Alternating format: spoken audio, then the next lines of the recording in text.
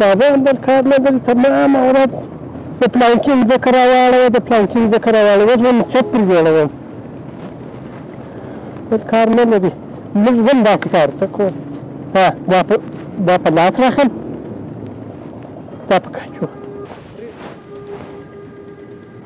وای بابا دا دی ما کار ته پرې ایښی وه ما زه به ولاړ شم بازار کې به سودا وکړم دی مې کار ته پرېښود دا دی ما کار ته پرې ایښی ده بابا راغلی بابا بابا دې نه وینې دا ما دی کار ته بابا بل کار نه لري تمام ورځ د پلانکي ځمکه راواړوه د پلانکي ځمکه راواړوه زه مسجد پر جوړوم بل کار نه لري موږ بل داسې کار ته کوو دا په لاس راخم دا په کچو وای بابا دا دی ما کار ته پرې ایښی وه ما زه به ولاړ شم بازار کې به سودا وکړم دی مې کار ته پرېښودی دغه کار کوي دا دی ما کار ته پرې ایښی ده بابا راغلی بابا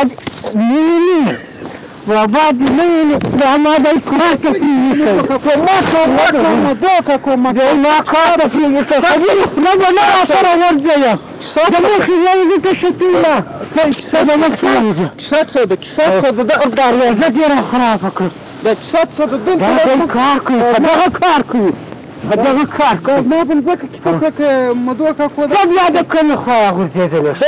دا مځکه خو زما د مدو کاکو په دغه کې ته څه کوې دلته اوس ستا ولیده دا زما مځکه د ورور زه د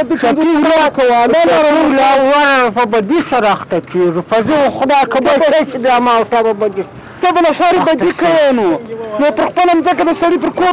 مځکه دې له څه وه مسلمانو زه یې کواله لرم ته څه پکې پنځلس کاله دغه ستا کواله چیرې وله دغه ټوټه زما د کور څنګ ته دغه ټوټه د مین خاوند شته دغه بل خاوند یې د روز د مدو نشته فرض روزه د مدو کاکو فرض روزه د له الله وبېرېږه په روزه کې خلک خیراتونه کوي ته غصب کوې مدو کاکو غاړې دې په بندېږي زما مځکه د غاړې دغه مځکه دې ولې به غاړې بندېږي غاړې دې بندېږي دا د مدو غاړې باندې اوبه ورپسې وڅښم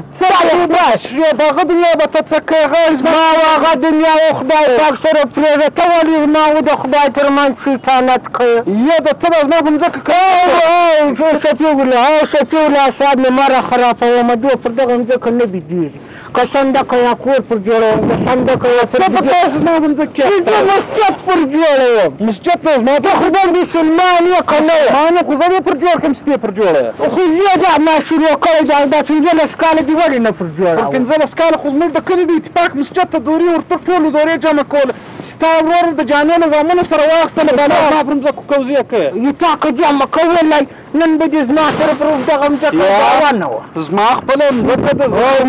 او شفیع الله دغه روزه به نه سره خرابوو ولې سره خرابوو روزه ماته وروسته بیا پر غېږې لاس ته ډېرې مرزاد لاس ته ډېرې هغه وخته به ته په مځکه کار نه لرې بله ورځ بیا لاس تر اچوم تر اوزې دې هم بیایم تر قومنداني دې هم بیایم چا ته لاس ورچوم